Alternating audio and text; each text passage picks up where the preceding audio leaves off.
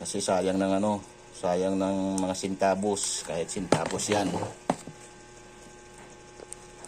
Ano rin yan, point din yan sa pagbayad-bayad. Minsan nga nakakaipon kami ng 35 pesos din Kaya kayo, pag may mga sukli sa inyo ng mga 10 centavos, 5 centavos, 25 centavos, ilagay nyo sa mga ganito para maipon.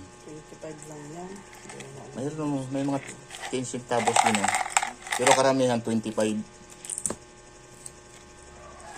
para makalipon ka ng ngayon punta ka sa groceries, pambayad mo, lagyan mo lang ng price kung magkano para hindi magtanong-tanong yung cashier sa kung bibili ka ng gamot.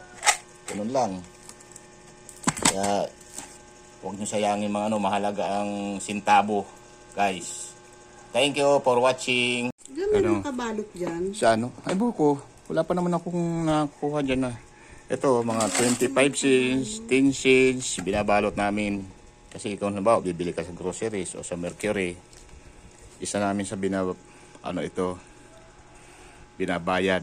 Kaya kayo may mga 25 cents, huwag nyo sasayangin yan.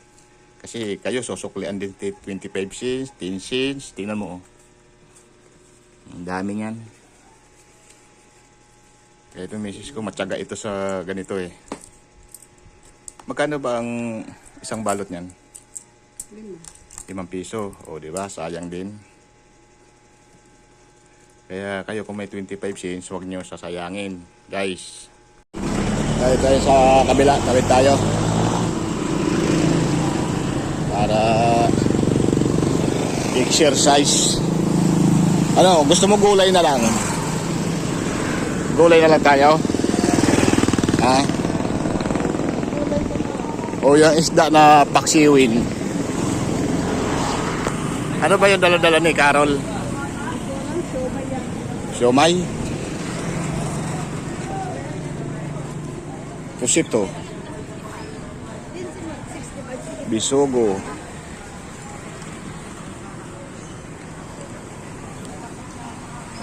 Dami mga tumpok-tumpok Gusto mo yan tumpok-tumpok? Yan hipon, isigang. Bukaw. Tandaan yan. Sarap naman kasi kaya mahal. Lalo pa yung pusit, ihihaw mo. Ayun, totoy Thank you guys. God bless you.